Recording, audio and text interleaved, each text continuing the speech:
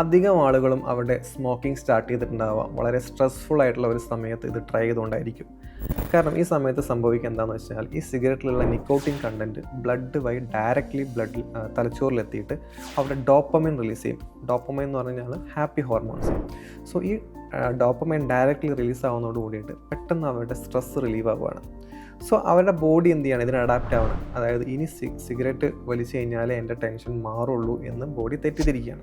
So next time onwards അവർക്ക് ഇനി tension വരുന്ന സമയത്ത് ഈ സിഗരറ്റിന് വേണ്ടിയിട്ട് ക്രേവിങ് ആവും. ഇതായിരിക്കും തുടക്കം. കുറച്ച് കാലം കഴിയുമ്പോൾ പിന്നെ എന്താവും, അവർക്ക് നോർമലി അവർക്കൊരു ഹാപ്പിനെസ് വരണം അല്ലെങ്കിൽ ഫീൽ ഗുഡ് കിട്ടണം എന്നുണ്ടെന്നുണ്ടെങ്കിൽ സിഗരറ്റ് ഇല്ലാതെ പറ്റില്ല എന്നാവും.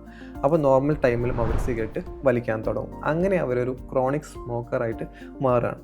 സോ ഇതിൽ നമ്മൾ ശ്രദ്ധിക്കേണ്ട ഒരു കാര്യം എന്താണെന്ന് വെച്ച് കഴിഞ്ഞാൽ, നമ്മൾ ബാക്കി അഡിക്ഷൻ പോലെയല്ല. സിഗരറ്റിൻ്റെ അഡിക്ഷൻ എന്ന് പറഞ്ഞു കഴിഞ്ഞാൽ, സ്മോക്കിംഗ് അഡിക്ഷൻ എന്ന് പറഞ്ഞു കഴിഞ്ഞാൽ നമുക്ക് വിഡ്രോ ചെയ്യാൻ ഭയങ്കര ബുദ്ധിമുട്ടാണ്. കാരണം അത്രയും ഡോപ്പമൈൻ റിലീസ് അവിടെ വന്നിട്ട് അയാളുടെ നോർമൽ ഗുഡ് ഫീലിനെ അത് എഫക്റ്റ് ചെയ്യുന്നുണ്ട്. സോ നമ്മൾ സിഗരറ്റിനെ ഭയങ്കരമായിട്ട് കൺട്രോൾ ചെയ്യേണ്ടതുണ്ട്. നമ്മൾ കൺട്രോൾ ചെയ്ത് മെല്ലെ മെല്ലെ സിഗരറ്റിനെ നിർത്താൻ വേണ്ടിയിട്ട് ശ്രമിക്കാം.